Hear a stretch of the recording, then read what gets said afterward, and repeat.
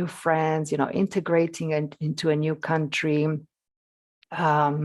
creating a new support group around you, finding a new job or changing the job, getting your children into a new school, a new system, etc., etc., etc. So there are indeed a lot of very specific things that are specific to that are very particular to our journey, and this is why we started this series of interviews. And tonight I have invited Tatev Manukyan.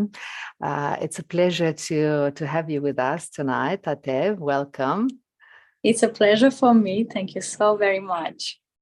I wanted to have different representatives of different political parties, and Tatev is representing here a new party, which was never part of the national election. So the challenge is even bigger for you and your political group. Exactly.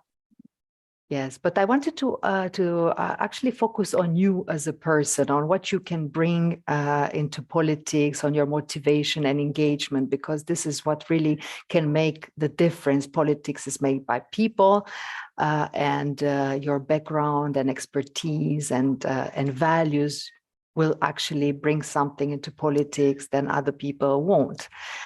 So I would like to start by asking you, how many nationalities do you have? First of all, thank you so very much for creating this platform. I think it's an amazing thing to have such a diverse view on Luxembourgish politics through non-Luxembourgish candidates. Actually, new Luxembourgish, not new non. Yeah, because you are Luxembourgish. Exactly. Yes.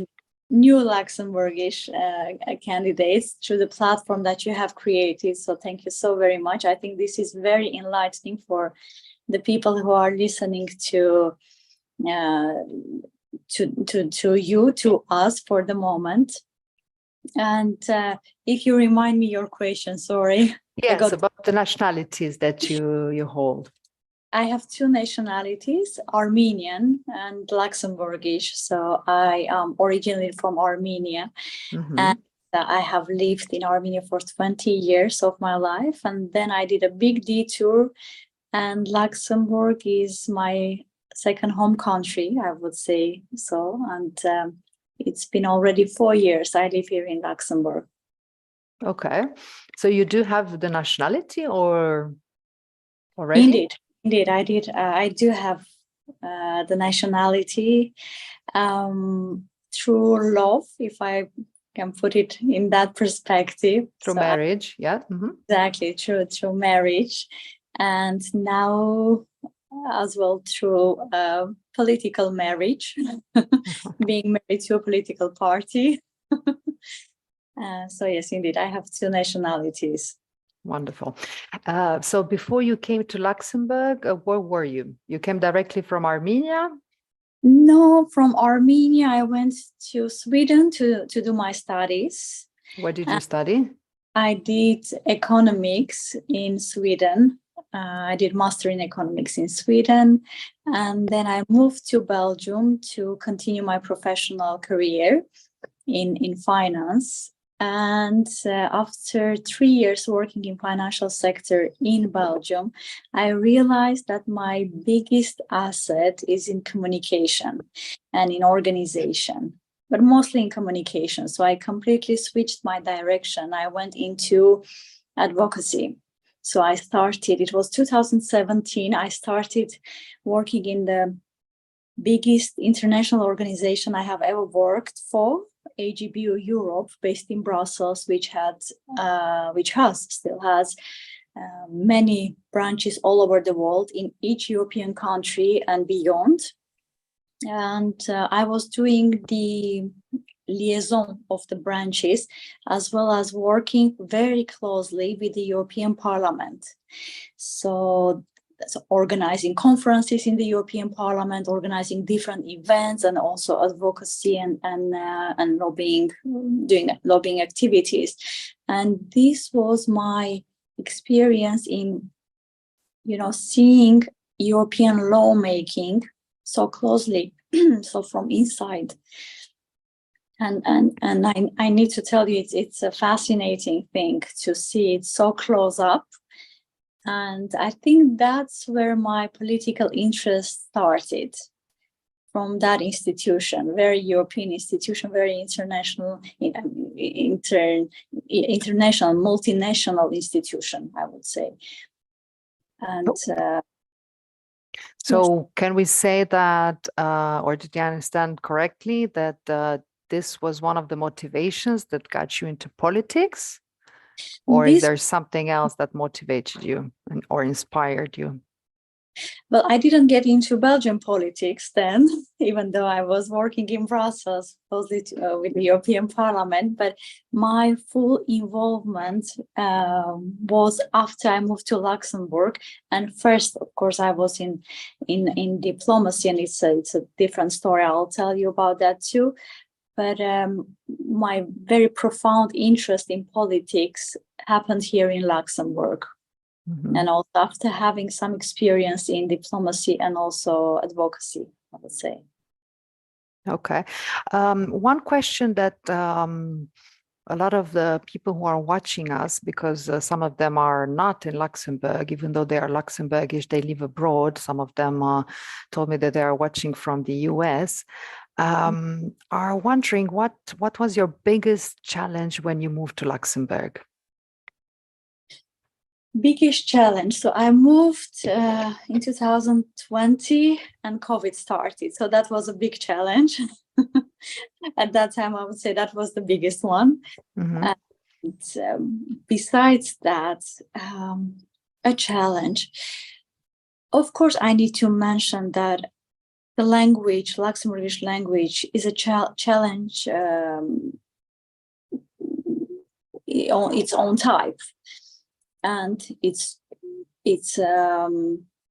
especially in politics, I think there is a certain level of knowledge that one should cover. But I think with the time, these measures are also becoming loosened. So what else would I mention as a challenge?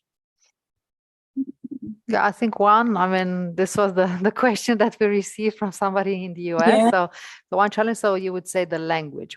And of course, now this brings us to the fact that, all the debates and the work in the Luxembourgish parliament is actually done in Luxembourgish. So because you passed the test, the nationality test, I guess your Luxembourgish is good enough to actually be able to work if you were to be elected. Indeed.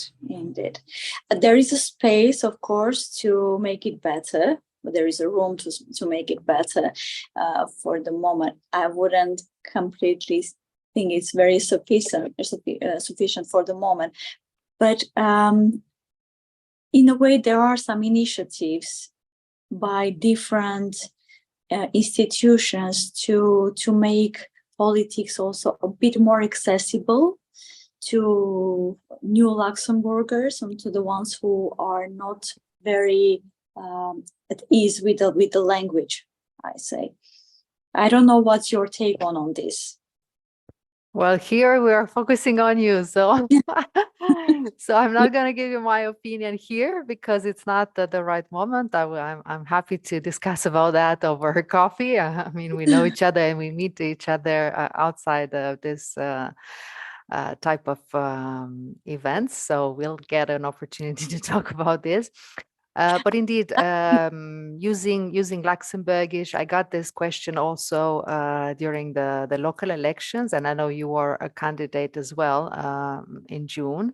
And Indeed. This is something that people worry sometimes when they knew that new Luxembourgers are candidates. They were worried that their level of language might not allow them to actually be involved in the discussions, and it's true that one can never be as good in a foreign language than it is in his or her mother tongue, right?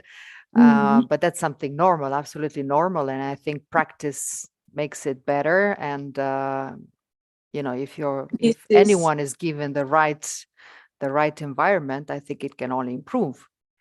Exactly, and this is what I wanted to say. Why shouldn't we look at it from the other perspective, that if you have a certain level of Luxembourgish and you are given the chance to be in the office, then it's a very motivating thing for you to actually work on your language. And I think that can be done in a very, very short time, because you will be in a very Luxembourgish speaking environment in a sense, and this can just encourage and support. Yeah, So it would definitely be total immersion. It would definitely be total immersion. But okay, so you're bringing to the table not just your language skills. I mean, Jean-Claude Juncker was many years ago talking about this challenge of languages in a lot of different jobs. You were saying, what do you prefer? Do you prefer to have a medical medical personnel that it's very good in a language but not so good in what they are doing, in their exactly specialty? Or do you want somebody who's actually maybe less good in languages but really good in what they're doing? So we really have to compromise a little bit if we know that 80% of active workers in Luxembourg are actually non-nationals, foreigners, among which 50% are actually from the neighboring countries, France, Belgium, and Germany. So it's definitely a discussion here to be reflecting on. But so in this context, what do you think that you are bringing to the table? What would you do different in politics than somebody who's born and raised here, who has maybe even political role models in the family, which is the typical type of politician that we can see in Luxembourgish politics? Exactly. It's first of all the different backgrounds, different expertise, different cultural values, and different outlook to the world and to politics as well. As someone who is not, let's put it this way, not from here, but has gone through so many ways and through so many ways to end up here, and also try to be integrated here. So these are all the elements that I think we are all, as new Luxembourgers, bringing to the table in politics. It totally resonates with me. Do you have a last word that you would like to, a last message that you would like to share, maybe with everyone who's watching us from Luxembourg or whatever in the world? I would first of all thank them for watching this and for listening to us, and I will thank you as well for this platform. And I always cheered your efforts to bring new Luxembourgers to politics through different initiatives that you have and had and have. One of them, Politics for All the visits to the Luxembourgish Parliament. I found it a fascinating initiative, which brought visibility to what Luxembourgish politics consists of for new Luxembourgers or even non-Luxembourgers, because you didn't have to be a citizen to be involved in this initiative. And yes. I hope that the involvement of new Luxembourgers and non-Luxembourgers into Luxembourgish politics is going to grow by such an initiatives like yours. And I thank you for that. Thank you a lot as well for your presence, for your political engagement, also for being here tonight, for answering our questions. I will post in below the video, in the comments, your social media details, so people could get in touch if they want to hear a little bit more about your work in politics, your projects, your values, your initiatives, and the only thing that I can wish you is good luck on Sunday. And as you know, people will decide. I mean, it's everyone's personal decision who they want to support. And I can only hope that, that we will have some representativity as well of new Luxembourgers in politics at one point in time, hopefully this year already. So thank you so much, Tatev, for being with us tonight. And With good luck. pleasure. Thank you very much. Adi, a ganz schönen Abend. Schönen Abend.